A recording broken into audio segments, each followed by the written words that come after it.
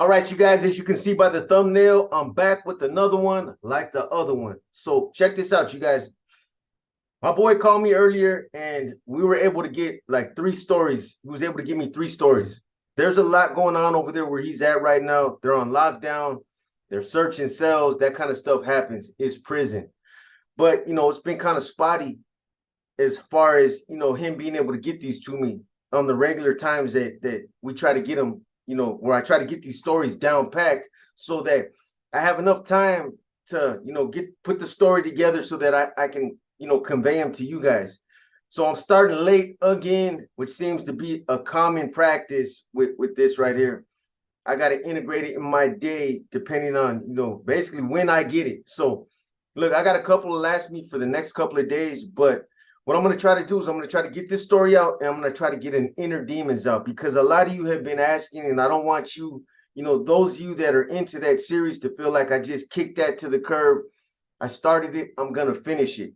And I see a lot of you have been asking about it in the comments. So let me get this story out. I'm going to try to get an inner demons out tonight with this.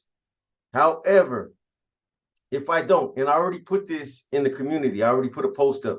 If I don't, I will get an inner demons out tomorrow. But I got enough stories to last me for the next couple of days in the event, this guy stays on lockdown and he's not able to get me anymore. And there's some good ones. All of them have been good. But this one right here is another story that took place with another common name that seems to be coming up a lot. And you guys got to understand, the reason why a lot of these names are the same names, Indio from El Serrano, you got Gangster from the Avenues, and you got Thetical from Bassett. A lot of these guys were at these institutions the same time that this guy was there. And, obviously, when you get to a yard like this, one incident doesn't just kick off. There's several incidents. So a lot of these things, happened at different times while he was there. Some of these things are spin-offs of the stories that I've been telling you about, but there's a lot of other stories we're going to be getting into. I got stuff coming to you guys from the LA County Jail, from the streets. I got another good banger that you guys are going to really like, that was a spinoff on another story that I just recently told you about. And then there's a story specifically dealing with Gangster from the Avenues that I'm going to get into as well. Anyways, let me get straight to this story right here. This one right here it's a cold story. I know I say that every time I get into them, but it seems like, the common denominator seem to be dope and, where the priorities at. And a lot of these guys that are running the dope in, they start out famous. You know what I mean? They're famous, they're popular, they're out there running it, they're embraced, and they're assets to the house. But as soon as something happens, as soon as something doesn't go, a certain way, or as soon as there's interference or somebody wants to kick back and let the heat cool down for a minute, that's when you become a liability. And that's when, things start to change. You start feeling that it's cold outside. You know what I mean? I forget who that oldie's from. It gets cold outside. But this one right here, it happened in Old Corcoran, Sea Yard. And I think Sea Yard is one of the only level 4s over there in Corcoran. The other ones are level 3s.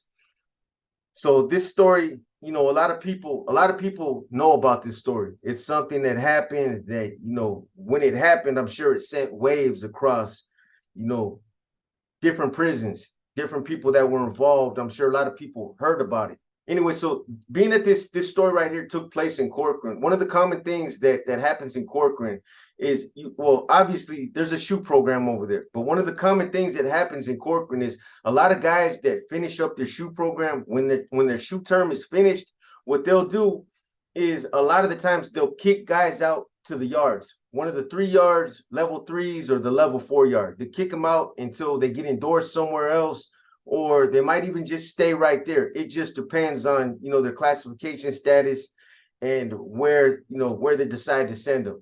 A lot of them are pending transfer, and they'll just let them stay out there for, however long they're there until a bus, till they get a ticket to another institution. So there was an individual that ended up getting kicked out of the shoot program. and he was considered a resident. And a lot of these terms, I know a lot of you might not understand what they mean, the terminology. I'm starting to get, familiarize myself with some of the terminology, but I'll get into what a resident means. So this individual was a resident, and what a resident is basically it's somebody from Southern California that falls up under Sureño politics, but they're not really considered a gang member. They haven't really been, they're not from a designated street gang out there on the streets. However, they're embraced, as part of the Sureño collective, and they fall up under that umbrella, their politics. So they call these guys, residents. And this individual, his name was Solo. And Solo was from the San Fernando Valley. But like I said, he was never really involved with the gang. He was just somebody that stayed neutral. He had family that were involved in gangs. He had uncles, he had cousins. They were involved in different street gangs out there in the San Fernando Valley. But he was somebody that just never got involved. So anyway, the way I'm going to try to tell this story is it kind of goes full circle. So you guys understand what I'm talking about because it's just relevant to the way that I'm going to tell it. Anyway, so he gets out of the shoot program. When he gets out of the shoot program, this yard that he lands on is a yard that they also have active bulldogs on this yard. However, they don't program with the Sureños. So being that, there's different times when they let the Sureños and the bulldogs out, they let them out, but they're on different yards. They don't let them program together. Well, because of that, a lot of the times when they're escorting people through the yard, they'll escort them over there. And, Solo gets out of the shoot program, and, his term was up. So he lands on the level 4 on the C yard. And this individual, Solo, he was described as being like a pretty boy, a cat with a fade that, probably wore, he probably was rocking skinny jeans out there on the streets, a fly-by-night disco duck type of individual. That's what he was described as. He had a little bit of size on him, and, obviously I didn't see him, but I'm taking somebody else's word for it. He was a cat that he wasn't no ugly dude. He had a little bit of swag about himself, even though he wore skinny jeans, but he had a little bit of swag about himself. And one of the female officers that was escorting him, I guess it was love at first sight or whatever. She seen something in that cat that, she was attracted to. And, from that point on, they started playing that the Google eye game. You know what I mean? And, this was the first time that they had encountered each other when he got out of the shoot program. So she escorts him across the yard. They're having conversation. She's asking him about the shoe. He's probably like, man, who is this Heina? Why she hit me up like that? But, so that's the first encounter is when, she picked him up and they escorted him to the yard. And I'm just going to say this, man, and I'm speaking from experience. Trust me, there's no bullshit. This is not no fluff, man. I'm telling you guys straight up. As somebody that has done a lot of time, these type of lurid relationships, they happen all the time. If you're somebody that has just a little bit of a gift of gab, if you're somebody that has, just a little bit of a mouthpiece, and, you're a half decent looking cat, you don't look like a catcher's mitt, your mug don't look like a catcher's mitt, and you got a little bit of swag about yourself, there's women in there that will gravitate towards you. It happens a lot, not all the time, but it happens. Relationships are forged just like, anywhere else. They're in there, they're working a job, they're a CO, but outside of prison, outside those walls, they're just like any other, female out there. So, a lot of the times in the county jails or in the prisons, these types of relationships, that's how they happen. You run across somebody, there's an attraction, a mutual attraction. And especially, the way that it really happens is if, say you got an inmate that is a trustee. He works, a certain part of the jail or a certain part of the prison. He's always over there. He's always every day, day in and day out, that's his area. And then you have a female officer that works that post right there. She's there every day. So they're obviously interacting every day on a daily basis because they have to. Whatever the case is, however it starts in the beginning, she's got to, open up the mop closet for him, to get him the supplies or do whatever she's got to do. and they're dealing with each other on a regular basis. Clerks, it's the same thing. Whenever there's a female officer or a male officer working in a female's prison, and they're around each other for an extended period of time, that's when these types of relationships happen. And you guys that have done a lot of time, you know what I'm talking about. You got 1,000 guys in there that all think that they're fucking Casanova. They all think that they look good. They all think that they got game, and that, you know what I mean? Cats, man, are crazy. You know what I mean? They got pictures of themselves on the walls in their cells because they think they look good, posing. Man. Anyways, you got guys that think that, in their mind, they think that they're the shit. So you got 1,000 dudes trying to holler at the same females. And most of the time, it's dudes like that get ignored. It's the cats that just kind of lay back, do their thing, go on about their business, don't really pay a whole lot of attention to a lot of these women. And there's a mystique about that. Those are the cats those are the ones that end up in those type of relationships, the ones that know how to play their hand, not these idiots that think that they look good, think that they know how to, get at a female. Those are the ones that fall back and just kind of just do their thing. Anyways, it's a common thing. It's a common thing. In, female prisons, the male officers, it's the same thing. I mean, they're human beings. They're attracted to other people just like anybody else. And, I've had my share of being in those types of situations. I know what I'm talking about. Just trust me on that. I know I look like a catcher's mitt. I know, I'm not the best looking dude, but, whether it's a female that gravitates towards you because, she knows you're high profile, or because, she heard something about you, you got that bad boy image, or whatever it is that, leads them to, having an interest in you, whatever it is, it happens. It happens a lot. I've seen it happen. And like I said, I've been a part of it. So, I mean, just think about it. You're in there, and, you're dealing with somebody on a daily basis. And, first it's all about building common ground. Once you build that common ground, then that transcends into, building a little bit of trust, learning to trust each other. That right there turns into mutual attraction.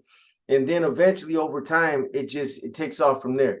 You might start, with something like just getting to know somebody over time to where you feel comfortable enough to go grab your pictures.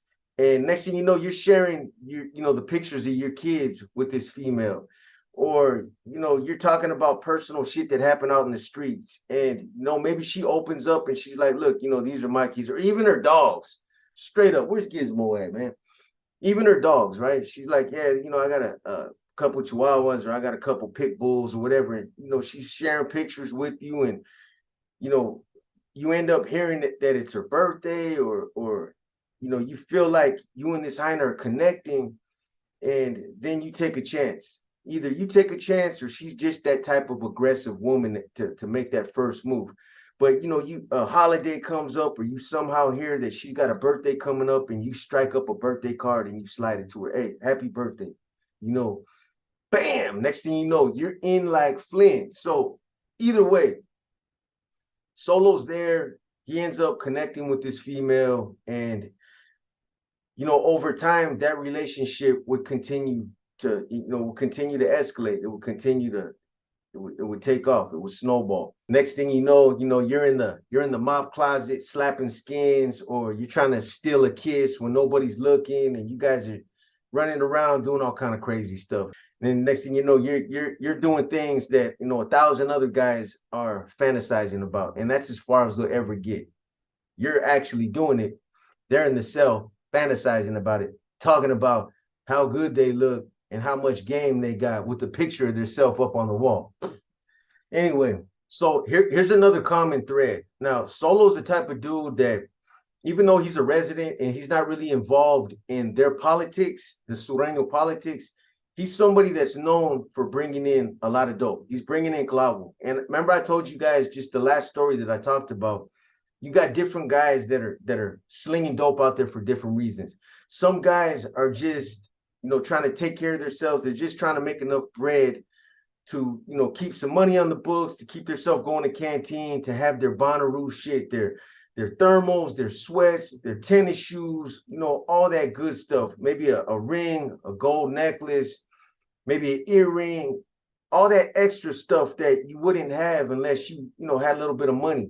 The other thing is, like I said, they try to take that financial burden off their families or off of their wife. Maybe they got kids together, so this is a way to make some money and, fund a trip. Maybe she comes up to visit every so often. And when she does, he's able to send a little bit of money back. So that's one. You got those types of individuals. You got the dudes that really want to ball out there. And then you got the guys that are just trying to make a little bit of money to keep some money on the books and to just, just to remain self-sustaining so they can take care of themselves. Well, Solo was one of those types of dudes that he was a baller. Like I said, he was a fly-by-night, disco duck, wore fade, probably bought some gel and had a pair of skinny jeans in there and was trying to look good in there, some good tennis shoes and all that good stuff. So, him being that type of individual, he was out there trying to ball. He was trying to win out there, sew it up on the yard. So he was known for bringing in a lot of dope. And I'm sure, his house stayed stocked up with Zuzus and Wham Whams, and he had radio, TV, and all that good stuff. I'm sure he was living like a champ out there. But the crazy thing about Solo is that he wasn't bringing dope in the traditional way. The traditional way meaning bringing it in through the visiting room or, bringing it in through a CO that maybe had been compromised. That's the only way that, those are the traditional ways of bringing in dope. It's coming in through the visiting room, or like I said, if they got a CO that's compromised, it's a better situation because you got cell phones coming in and the sky's the limit like that. You can pretty much bring in anything and everything, depending on what they're willing to bring in. And to have a CO in a relationship is the best situation that you could ask for because she not only agrees to take chances, possibly lose her retirement, lose her job, go to jail, but she's personally invested. She has a relationship. So, when you're in a relationship, you have a certain amount of control over, that other person. And, then she might feel obligated if he's asking to bring this in specifically and she, cares about his situation. If she doesn't bring it in, it might put him in a bad situation. She doesn't want to see that because she cares about the dude. So that's the best scenario right there, to be involved with the CO, a female CO. And, although it didn't quite happen at that point, it would later happen for Solo. One of the biggest motivators also, if it's not a personal relationship, one of the biggest motivators that, will get a CO to agree to bring in dope or bring in cell phones. One of the biggest motivators is when, they're out there and they have they're in a financial quandary. They can't pay their mortgage, or they can't pay, their car notes, or they're just swamped with bills. Maybe they got, kids that are, they're trying to pay for the college tuition or whatever it is. They're swamped in bills. And, it becomes enticing when they think about it. Everybody knows, a lot of COs, they know that there's an open market for COs that are willing to bring in dope, bring in phones, that the amount of money that they could make, it will solve all their problems fast. They're trying to make $4 or $5, maybe $10,000, and bringing in 50 cell phones when cell phones are going for, some of the outrageous prices that I've told you guys, or the drugs. Just, if they're willing to bring in 10, 15 pieces of heroin, meaning ounces, they could make a lot of money like that. So a lot of them, they know that. A lot of them, they have that knowledge because other COs have gotten busted for it. It's things that I'm sure they become aware of it through other COs that talk about it. And it's something that's commonly known out there, that if you're a CO that's willing, to cross that line and bring in drugs or bring in cell phones, you can make a lot of money. But at the same time, it also comes with a huge amount of risk. A lot of the CEOs that end up crossing those lines, most of them, more than not, they get caught up.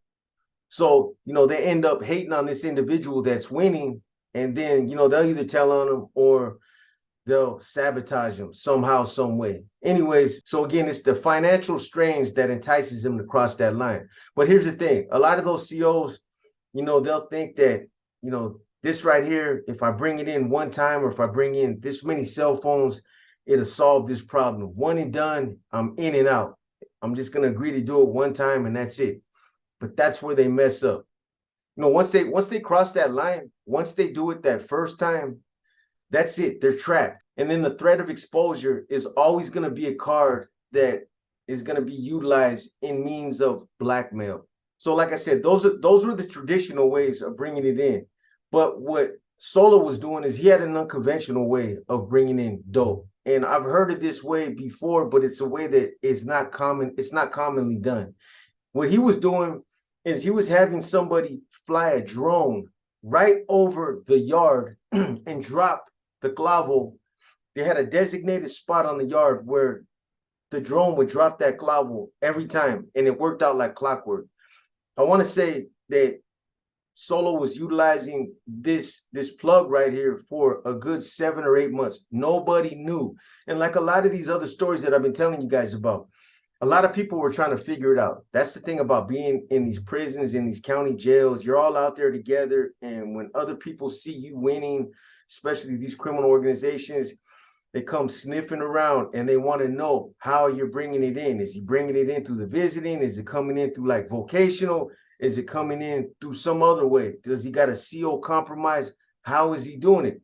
Well, Solo was a smart individual. He kept it close to the hip. He understood that if he started telling people, if he started exposing his hand, how he was getting it in, that route would be short-lived because somebody would end up telling on him. So he kept that to himself. He kept it to himself, and it worked for a while. It worked for a long time. One of the other ways that I've seen guys bring it in is, whenever you're at a prison for, a while, an extended amount of time, and you learn the layout of that prison, you start to, you understand the security of that prison. You start to identify lapses in security. Maybe there's a gun tower that's unmanned. Maybe there's a fence where, it's in an area where you can get to that fence and you can have somebody run up to that fence and throw it over. Maybe it's right there off of a highway or a thoroughfare or something like that. Those are other ways that I've heard, guys bringing it in. If you watch this next video, you're going to see that this was one of the ways right here. There was a highway right there at this prison. And if you got somebody ballsy enough to come run up to the fence with a bag of dope, cell phones, and all that, all they have to do is throw it over the fence. Not in the barbed wire like this idiot did, but just throw it over the fence. And, you can imagine if you got somebody throwing a duffel bag or a backpack full of whatever, you could pretty much get anything in there. But trip off this video right here. This is an example of, I'm sure this individual right here that was in prison, the guy in the orange, obviously, he probably did his homework, probably studied, that area right there. Like I said, maybe there was a gun tower that maybe they never manned that gun tower, or maybe the cat was always asleep. You know what I mean? So that's another way right there. So anyways, Solo's working this route. The dope's coming in. He's winning. He's got a lot of dope coming in. He obviously had somebody that knew how to fly a drone like a champ, because they would fly it over the fence into an area that, was a designated drop spot, so that he wouldn't obviously have to walk all around the whole yard and, try to find it. There was a small area, and that's where he would, narrow it down to just that area right there that he had worked out with whoever was flying it in for him. So, it was working. And the thing about, the thing about his arrangement, the way that he was doing this is, those of you that have been to Corcoran, you guys know this. Corcoran always has the fog line. it gets foggy over there in Corcoran. A lot of the times they won't even run yard because the visibility isn't, you could barely see 15 feet in front of you. You have a hard time even driving out there on the freeways. I remember it used to get so foggy that a lot of the times, you get drivers that would pull off on the side of the freeway and just park and sit and wait for the fog to lift because that's how bad the fog was. So, this worked perfect for Solo and the people that he had flying this drone in, because what they would do is they wait for those foggy ass days. They wait for the fog line to drop. And then that's when he'd have the drone used, the drone would fly in using the fog as cover and he'd make his drop. Nobody would see it. It wasn't an issue. It worked perfectly. So like I said, Solo, he utilized this route for a good 8 to 9 months before they launched an investigation and the administration found out about it. And here's how all that happened. So unfortunately, the investigation, it started when a driver that came into the institution to drop off whatever he was dropping off, supplies, maybe milk, maybe he was running in eggs, food, whatever it was. One of the truck drivers went in, made his drop in the prison, and then when he was coming out, as he was coming out of the prison, he ended up getting a flat tire. So he gets a flat tire and he pulls over on the side of the road. He pulls over on the side of the road, and you guys see how big those fucking tires are. They're huge on the truck. Obviously, he couldn't change the tire himself. So he calls the AAA guy, calls AAA, waits for somebody to come out there and change his tire. So as he's sitting there waiting for this guy to come out, it's foggy. It's going to be a while. Sometimes you got to wait 2-3 hours before they get somebody available to come out there. He's sitting there, he's probably on his phone, watched some porn, did his thing. He's sitting there in his truck waiting. And all of a sudden he looks up and there's a fucking drone hovering, like literally about 20 feet above his truck.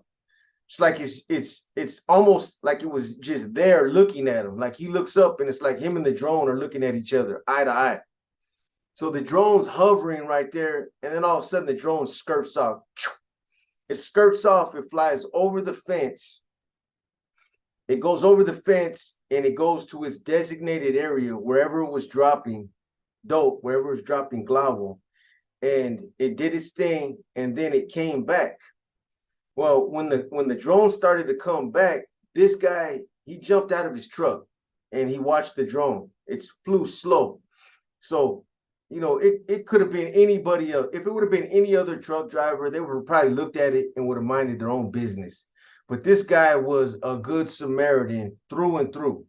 This fool was nosy. He actually got out of his truck. He had time to burn. AAA wasn't going to be there for a while. So, hey, why not? He gets out of his truck and he follows the drone. It's like it takes him to a little vantage point because the drone was going over there was like a little drop off where he couldn't see behind like some trees. So he walks over to a vantage point to where he can see the drone. It starts, it starts to land and he sees a truck like a Chevy, a Ram pulled over on the side of the road, and the drone lands. He sees a guy get out, grab the drone, jumps back in his truck, and he takes off. He splits. He doesn't get a license plate or nothing like that, but he got an ID on the truck and what the dude looked like and all that good stuff. Like I said, Solo couldn't have had any worse luck than this driver right here. This driver was a nosy individual, and he was somebody that took it upon himself to make sure that the institution knew about it. So he gets back in his truck, he calls the institution. He identifies himself. Hey, look, I just, my name's such and such. I just dropped off such and such, and I work with this company. And as I was leaving, the institution, as I was coming through, your guys' Sally Port or whatever, as I'm driving out, I ended up getting a flat tire. So I'm sitting in my truck waiting for AAA to come and change my tire when I see a drone fly over the fence line and drop something in the yard. I'm sitting right here. I seen it. So, when I seen that, I got out of my truck and I watched the drone, go around. It flew around like a little corner, a little bend where I couldn't see, and it landed. And there was a truck right there. I seen a guy jump out, and then he retrieves the drone. He picks the drone up, gets in the truck, and he drives off. So that's why I'm calling you. You know, I feel like there might be some kind of criminal activity going on. Maybe that drone dropped something on the yard. I would suggest that you have somebody go out there and check, because I'm pretty sure there's a reason why it flew over there. You know, it looked like when I first seen it, it looked a lot bulkier and a lot heavier, like there's something missing when it came back. So obviously, you know, the institution is like, hey man, we appreciate it, and that starts an investigation. So they go out to the yard, they intercept the package, and they decide, you know, to play their hand. What they do is they intercept the real package, but they put a decoy package out there. And the reason why they did that is because they wanted to sit back and watch to see who intercepted that package, because that's obviously the individual that they're going to snatch up, whoever grabs that package. So that's what they did. I don't know if they set up a camera, if they were at a vantage point, they let yard out, and you know, they just watched, they kept an eye on it. But at some point, Solo goes out there, he grabs the package, and he gets blitzed. They bum rush him. They take him to the hole. So now Solo goes to the hole. He goes to the hole, and this is what he was initially in, you know, the shoot program for. He goes to the hole, they give him a shoot program. It's not that much time. I want to say it's something like 10 months or whatever it was. So he gets, you know, he gets a 10-month shoot term. He does it. Now, this is when he gets kicked out. This is when he encounters the female officer that I told you guys about. This is when they start playing Google Eyes and all that good stuff. So now fast forward, this is when, you know, he comes out of the shoot program, he hits C facility, and this is when he encounters the female officer. And she's obviously, you know, there's obviously a mutual attraction. They see each other. And, you know, I guess from that point on, she knew he was housed on C yard. And she takes it upon herself to go pull his file. So she goes and she pulls his file, and she sees that, oh, this is the fool that flew a drone into the yard, you know, like a year ago. Came out in the paper, she heard about it, and she's lightweight starstruck. She's like, damn, you know, this fool's about his business. This is somebody that's out there in the mix. But she does her homework on him. She, you know, she looks and she's like, you know, he's not really a gang member. He's somebody that's, you know, obviously he runs with the Sureños, but he's not really a bona fide gang member. He doesn't look like it. He just looks like a regular dude that came to prison, and it is what it is. So she ends up being one of those types of COs that, you know, she's forthright about hers. You know, if she sees somebody that she likes, she'll let it be known. She's not scared to let it be known. She's the type of woman that a lot of dudes would be, you know, intimidated by.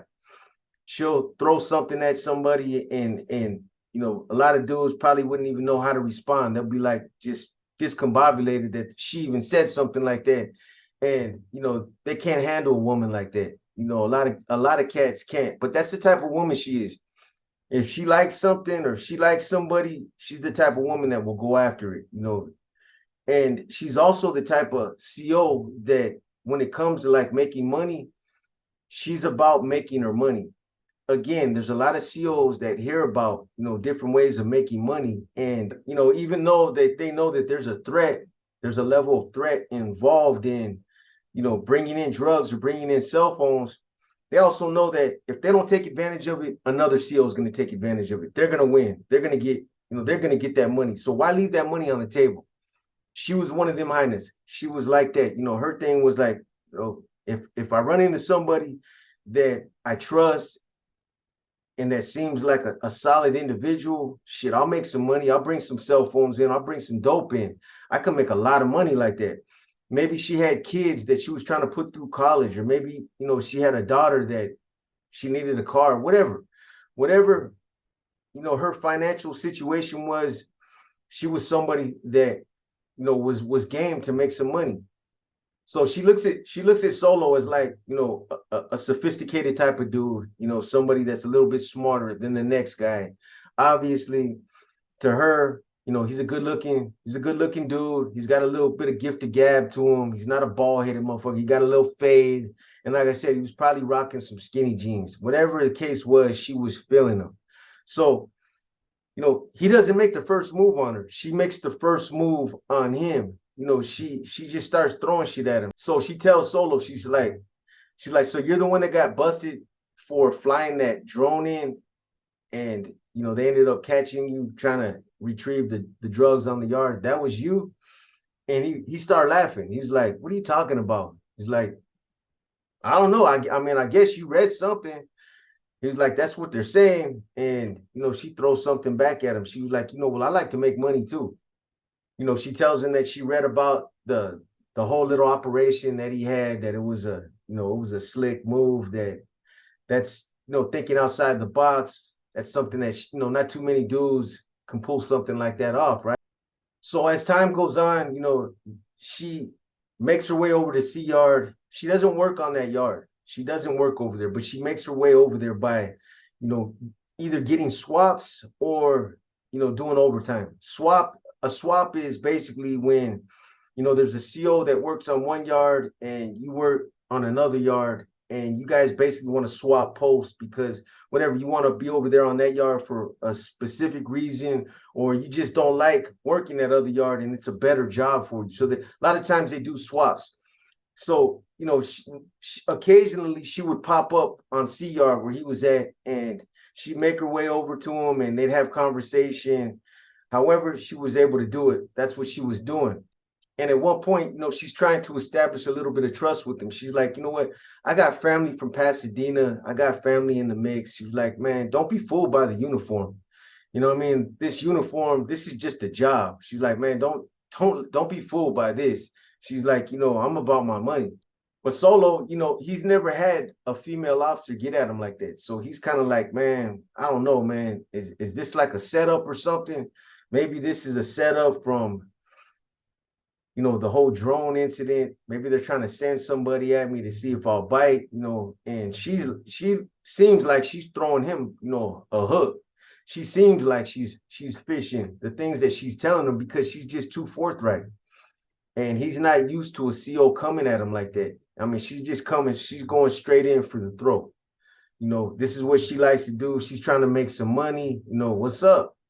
Plus, the other thing is that, you know, she's the type of female that, you know, she'll disarm you because she's attractive. Supposedly she was real attractive. So you got a female officer that's getting at you like that, you know, she's gonna disarm you. You're gonna be thrown off. So she real Solo in. She gets at him and she tells him, look, I don't work on C Yard, but what I'm gonna do is I'm gonna try to work some overtime, or I'm gonna try to trade some swaps so that I can make my way over to you on C Yard, and you know, we can start working some kind of business. You know what I mean? Because I need to make some money. And again, Solo's, he's like blown away. He's like, man, should I or should I not? Like, is this a setup? But he's already captivated by her beauty. He's been locked up. You know what I mean? So she's an attractive, you know, she's an attractive woman. She's getting at him. He's like, you know what? Damn, if this is a, you know, a real opportunity, this is a way to make a shitload of money. And again, this is what Solo, you know, this was his thing. His thing was hustling. His thing was bringing in dope. If he could bring in cell phones, he could sew it up. He could kill it out there. So he tells her, he's like, yeah, hey, it's all good. Whenever you make your way over there, make your way to me and we'll make it happen. So about a week later, she ends up working a swap, or she got some overtime. Whatever she did to get over there, she got over to CR where he was at. And, you know, I don't know where it happened, in the building. It could have happened out on the yard. It could have happened somewhere in the chow hall, wherever. It happened somewhere on the yard. She ends up seeing him and she gets his attention somehow. And, you know, she flags him over. But there's a policy on the yard. You know, you can't just break away by yourself and go talk to a CO. Doesn't matter, male or female. You know, with the Sureños at that time, one of their policies, and this is a common policy with Norteños as well, is that whenever you go to talk to a CO, you have to bring somebody with you. And this is to avoid, you know, obviously somebody cooperating, somebody giving up information. You know, you see somebody that's talking to an officer, you're gonna wonder like, hey, what the hell are you talking to that officer about? What are you doing? You giving up information? So her being there, for a while, she had been working at the prison for a while. She understood those politics. She understood some of those types of things like that. When he grabbed one of his boys and he approached her, she was okay with it because she knew that that's how it worked. So it was at that point where she propositioned him. She's like, look, I got a couple cell phones. I got, this is the first run right here. If everything works out, she goes, we'll do it again. But there's no dope, it's just cell phones. But if you can get, your people to get at me, she's like, here's my number. Have your people get at me. We'll figure out how to get the money, to me on the street. And if you got some people that are willing to package up, some dope and hook it up, because I don't know where to get no dope. I'll be honest with you. I don't deal with those kind of people out there. I'm a CO. But if you can have them get a hold of me and we can work it out there, she's like, I'll bring it in. And if everything goes good, we can keep doing this and we can make money and we can both win. So Solo's like, hell yeah. And his boy hears it. So, it's legit. The only problem with that is, his boy ended up telling somebody that told somebody else, and it ended up getting back to Indio. So Indio's aware of the fact that homeboy got this hookup now. Solo got this hookup. He's got a CO in pocket, and he's like, cool, that, do your thing. Once you establish that, sky's the limit. So they're letting Solo, establish himself, get his hooks into this female. They're thinking that, he's got a personal relationship with her. So let's just kind of step back and let him do his thing. And then once he's in good, then that's when we'll reevaluate this situation and see what we can get out of it. Doesn't it always happen like that? So they start running it in. They run in the cell phones that first time, obviously the ones that she first gave him. He sells them the money. He gets the money out there to the streets. They do mail outs, however they get it out there. It ended up, going pretty smooth. She was comfortable with it. He liked the way that it worked out. She got paid. She broke off a good amount of money for selling, for bringing him those phones. He made a little bit of money. So from that point, is when he started having his people package up clavo and cell phones. And, her thing was like, look, I'll bring in so much, but I don't want this to get out of hand. I'm only going to bring in a couple of cell phones in like a small package. Don't try to get all crazy, because I'm only going to do this like maybe bi-weekly, once every other week, but I'm not going to do nothing beyond that. And she's like, you're the only one I'm going to deal with. I'm not trying to deal with anybody else out there on the yard. I'm not trying to get fired. I'm not trying to lose my job. I got kids. I need my job, but I need to make some extra money. So just keep this between me and you. Plus, as time had went on, they had started to develop a relationship. Like I said, before you know it, they were hitting mob closets and slapping skins and trying to sneak a kiss when they thought nobody else was looking. So they're starting to develop a personal relationship. She's becoming personally, invested in him, and him as well. There was a mutual attraction. He starts to like her on another level. They're making plans, to get out on the streets once he gets out and, get a cozy little house with a picket fence and a fluffy little Pomeranian dog. Where's Gizmo at? You know what I'm saying? No, seriously, they start making plans beyond the walls of prison. When you get out, we'll hook up. I'm single. So they're becoming personally invested in each other. But they also got this business relationship. And even though they have a relationship now, she still wants to keep it, to a minimum. She's not trying to get too crazy where she's bringing in these big packages where, because sometimes they do random searches in these prisons. Sometimes, when the COs come to work that day, instead of letting them through, what they'll do is that morning, they'll do a random search.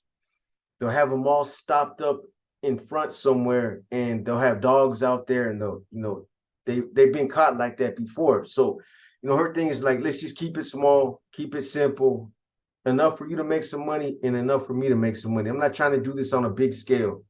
just enough so that we could both win. And he understood that. So after it's well known, after Indio and his crew, after it's well known that Solo's in a relationship with this Hyena, that they're in a personal relationship, she's invested, that he's got a good thing going, and that he's bringing in a lot of clavo, a lot of cell phones. Most of the stuff that was coming through the yard at that time was coming through him, because the routes that they had were either, they're losing them, somebody gets rolled up, they're getting shut down, somebody got caught. So, they were scarce. But his was a solid route. They hadn't had no problems. Nobody was suspicious. They kept it under tight wraps. So once they seen that, how good Solo had it, so what they do is they approach Solo and they basically tell him, they're like, hey, homie, check this out. You got a good thing going on. This Hyena, she cares about you. You guys got a relationship. It's good. You got her on lock like that. You're making a lot of money. You're bringing in a lot of clavo, a lot of cell phone shit. You're making more money than us. So what we want you to start doing is we want you to start bringing our clavo in as well. And obviously being a resident, Solo knew that he couldn't refuse. Whether he liked it or not, whether he wanted to do it or not, he knew that he could not refuse. So from the point where they asked him to start bringing in their clavo, obviously, he tells them, yeah, I'll bring it in. I'll bring it in. But, the thing is the Hyena, she was smart enough to know, she knew how politics worked out there. She didn't want to get involved with the Mexican mafia. She told Solo that she would only do this for him. She didn't want anybody else involved. She didn't even want them to have knowledge of it. So being that Solo couldn't refuse, what they were basically doing is they were trying to bogart their way into, his hustle, into his route. But he couldn't refuse that.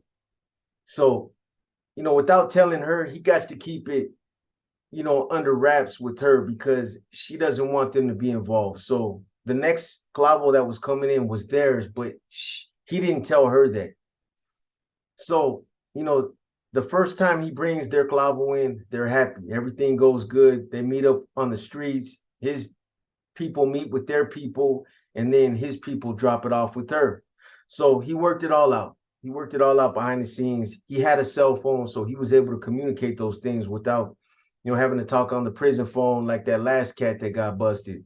So everything went smooth on that first run. But now he's left with a hungry mouth to feed. That mouth is a greedy mouth. But now, they know what's going on, and they're only going to continue to push and push and push, and they're going to want more and want more. And that's how it always happens, until somebody either gets busted because they're doing too much, or until somebody gets whacked because they don't want to do it. They don't want to conform. They don't want to comply with,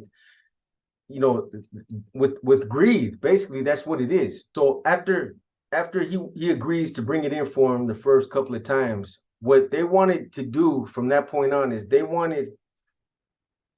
they just wanted Solo to bring in their dope, but they didn't want him to know exactly how much was coming in. They just wanted to drop their clavo off with his people drop it off with her, and then have her drop it off with him and just give it to them without Solo knowing. But Solo wasn't cool with that. He didn't like that arrangement. He wanted to know exactly what was coming in, how much was coming in, but again, he couldn't say no.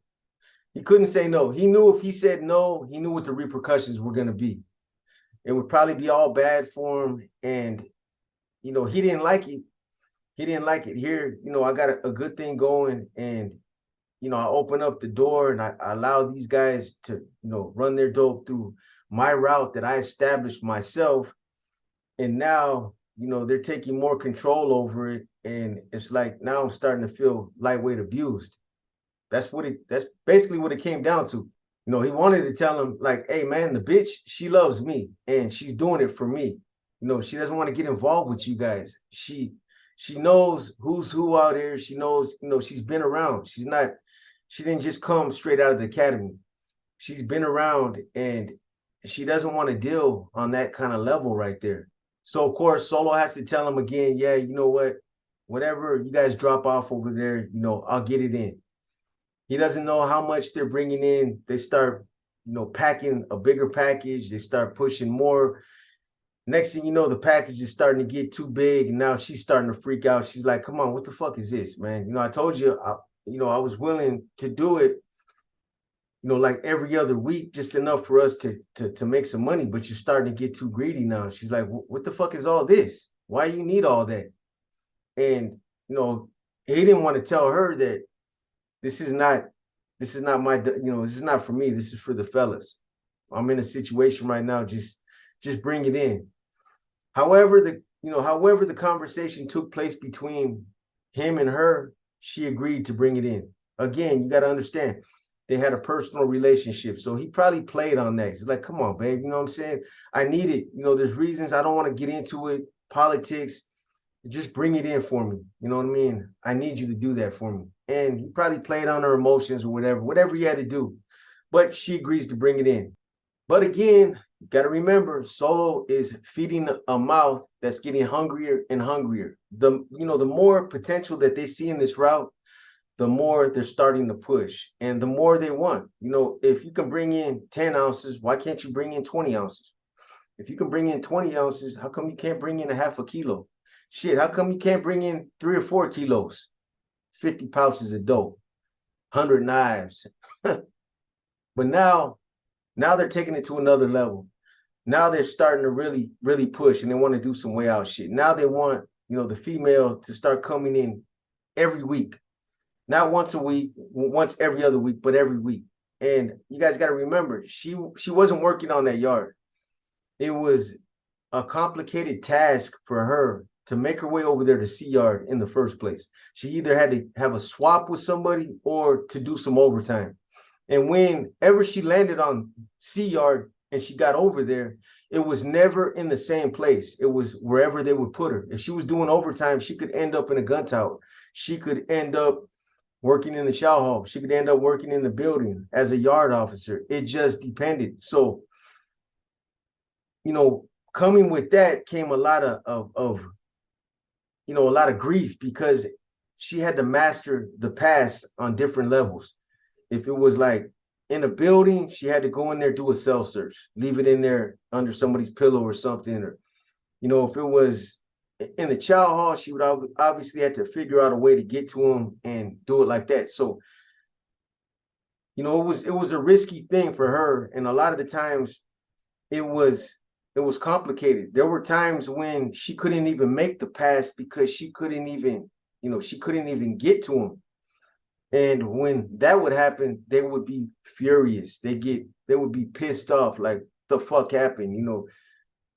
Brothers are gonna be sick. People are gonna be kicking. We depend on that dope. There's cats are strung out here. So, when the clavo don't come in, oof, you know what I'm saying? And people are possibly about to be sick, and they're gonna be going through withdrawals and all that. Oh, it's gonna be all bad. All bad. That's gonna, that'll be on another level. He's having her bring it in as much as he can. She's having to deal with all these issues of how to get it to him. It's stressing her out. She's got to deal with wandering eyes. Every time she goes over there, people are watching her. Plus, she's an attractive female. So there's a lot of dudes that are just watching her anyway, just because, she comes through. You got 1,000 Casanovas that are, either trying to holler at her or they're trying to look at her wherever she's at. They're hounding her, you know what I mean? So she's got to deal with all that. But at some point, she tells Solo, she's like, "Look, you know what? This is getting to be too much. The packages are starting to get too big now. You're starting to take advantage of, you're starting to take advantage of me. I told you I only wanted to do this once every other week, and I wanted you to keep it down. But now look at, now there's like 30 cell phones. You know what I mean? There's 3 kilos. No, I'm bullshitting, but there's like, the packages were a lot bigger, and she was getting stressed out. So, against his better judgment, he eventually had to communicate back to them that, look, she doesn't want to do it. She's starting to trip out. She's starting to threaten not to even bring my shit in. And again, isn't this a common theme?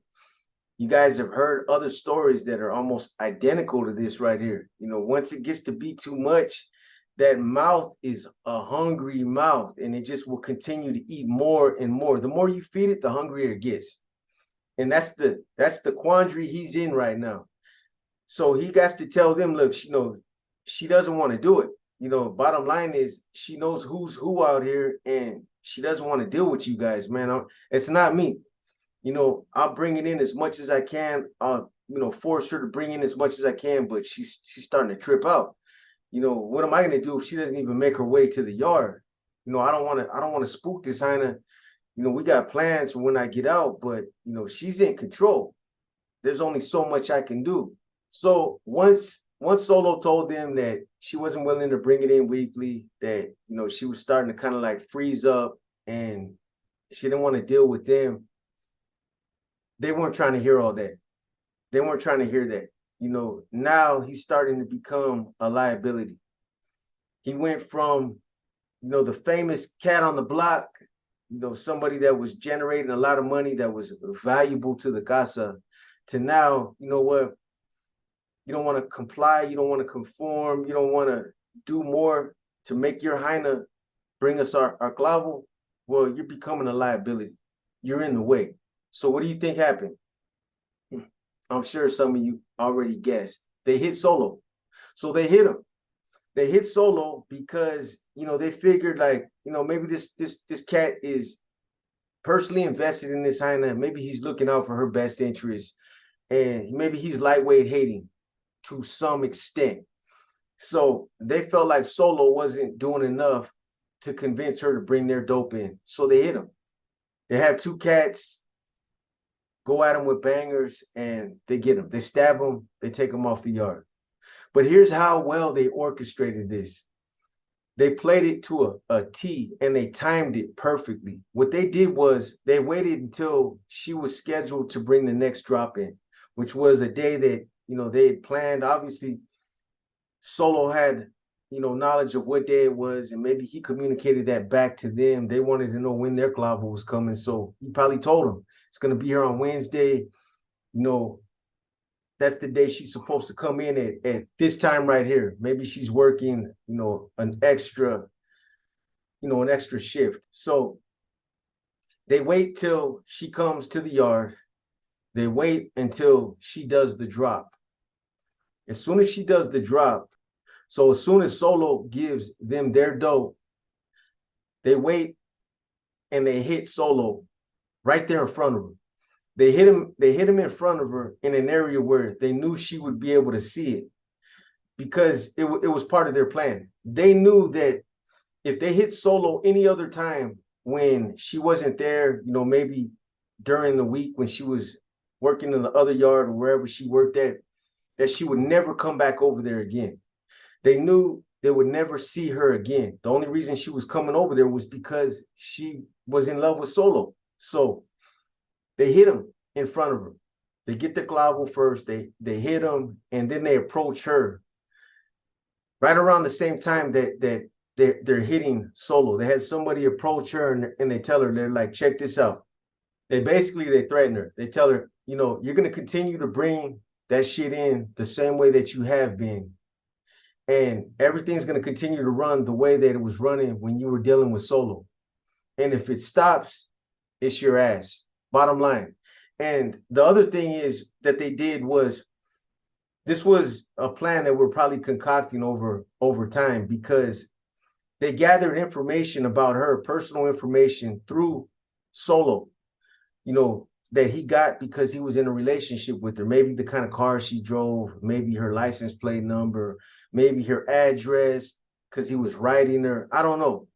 They gathered some personal information that they had. So when they approached her, they could tell her, look, we know where you live. We know what kind of car you drive. And if you don't continue to bring this in, it's going to be all bad for you.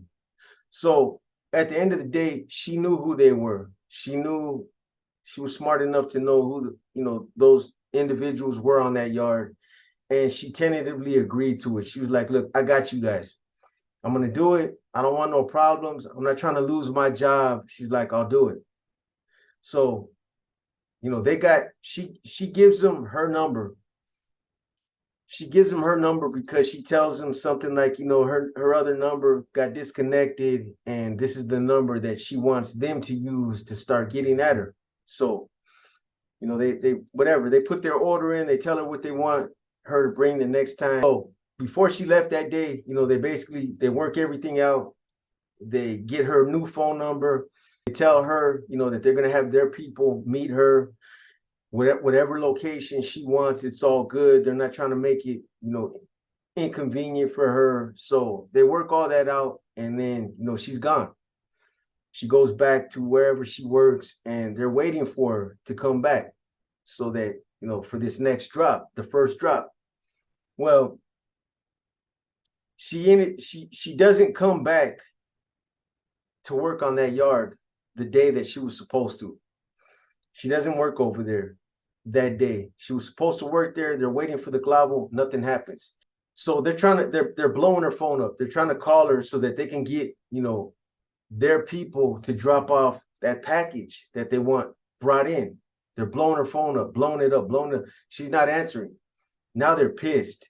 They're furious. You can imagine people are sick. They ain't got no way to get no clavo in. Maybe a little bit's coming in, but they're not getting it in like they were.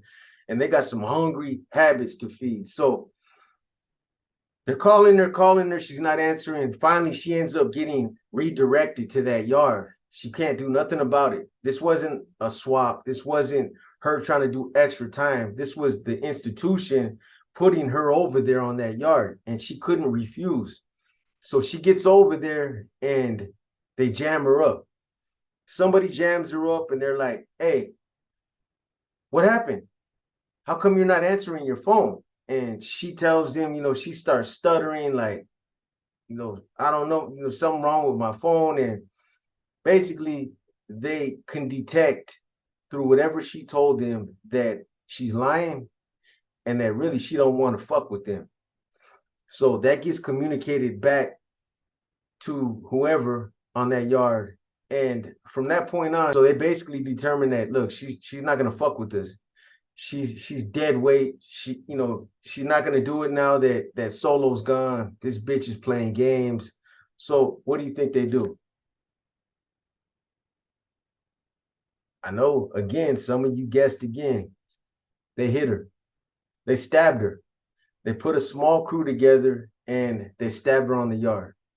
Like I said, this is a story that some of you that have been to Corcoran, I'm sure you guys heard about it. I even heard about this incident myself, that there was a female CO that got stabbed over there. I didn't know it related to this story, obviously. At that time, I didn't know nothing about no Solo, didn't know nothing about it.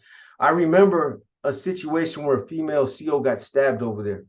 And I'm assuming that this is the same situation. But again, the guy that told me the story was like, hey, there's a lot of people that know about it. There was a lot of people that were there, obviously, on the yard. And this was a big thing. It obviously caused a lot of, it caused a huge, after they hit her, they came in there and they were on a rampage, tearing shit up, rolling people up. The prison went on a lockdown. Basically, when everything was said and done and they came out, the yard was awash. A lot of people got transferred out. They had a lot of new people on that yard. And it was all because, they stabbed one of their staff members. Now, when that happens, they don't fuck around.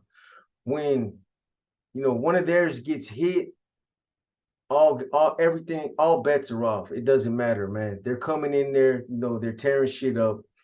They're always going to protect their own. But when that happens, the higher ups get involved and they start shaking people down.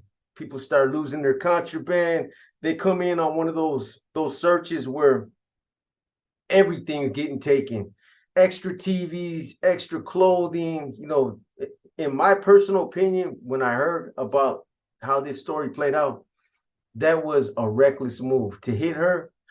What is there to gain from that? I would have felt like, what? If we hit her, they're just going to come in and tear us up. We're going to lose everything. They're going to shake up, the house. It's going to affect business. We're probably going to lose a bunch of shit. You know what? She don't want to work with us. Fuck her. Let her go. We'll work something else out.